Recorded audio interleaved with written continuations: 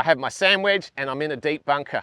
And in 3 minutes, we're going to show you how you can get out of any bunker, even when you're close to a high lip like this one.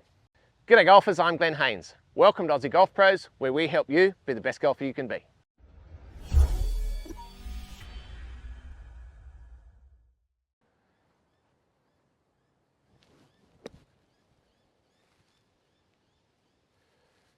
It's easy to get out of these bunkers, even with the high lip, but you need to set up a little bit differently so that you can achieve that height and get nice and positive with these bunker shots. It's all about getting the splash mark right. You can see here that it's no bigger than my shoe, and that's really important, and we want the ball in the middle of that splash. So how do we do that? Well, we set up slightly differently. It's a loose surface, so we've got to wiggle our feet in, and you need more space because we're going to go underneath the golf ball. So you're a bit further away from the golf ball than a chip shot. Ball position slightly forward, weight a little bit forward. And we want to be aggressive. So a nice long swing, and we're going to open the face a little bit so that we can get that extra height. Square club face is okay, but if you've got a high lip, you want a bit of an open face. Opening the club face doesn't just increase loft, it also increases bounce. And we're going to hit the sand with the back of the club in this soft sand. We definitely don't want a closed face unless we're in a plug lie. Let's practice getting the right splash. So pop a line there, get ready, and then hit the line. And we want to feel like we're splashing some grains of sand on the green. Notice how aggressive I'm being there. A lot of energy is going to be absorbed by the sand. And if you're not aggressive, you're going to leave the ball in the bunker. We've got to pretend that instead of being a 10-meter shot, a 10-yard shot, it's a 40-meter or 40-yard shot. This is quite soft sand, so it's going to absorb a lot of energy. If the sand is firmer, then yeah, you don't need to hit it as hard.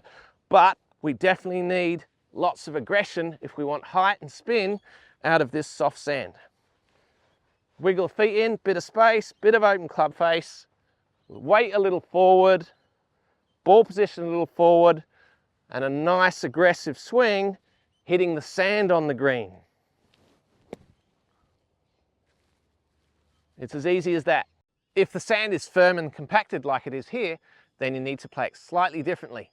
So instead of hitting the sand with the back of the sand wedge and using the bounce, we're going to hit the sand with the leading edge so that we can dig down underneath.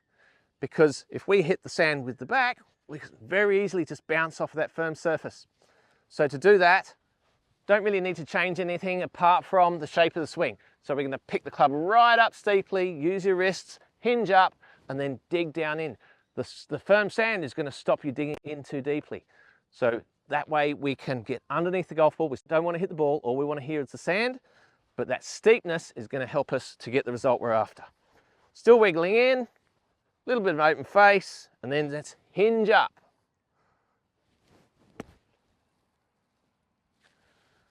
So you didn't dig in too deeply because the firm sand kicked the sand wedge out of the bunker again. Very steep, hitting the sand with the leading edge, works really well, height and spin. Bunkers are, of course, very much about confidence, but when you realize that they're the easiest shot in golf, because we don't actually need to hit the golf ball, then you're going to make things a lot easier for yourself. Of course, there's some tough lies out there. Now, if you're plugged or buried in a bunker, then you need a slightly different technique. Watch this video next to learn how to play from plugged lies. Thanks so much for watching. We look forward to you coming next week. Are you the best golfer you can be?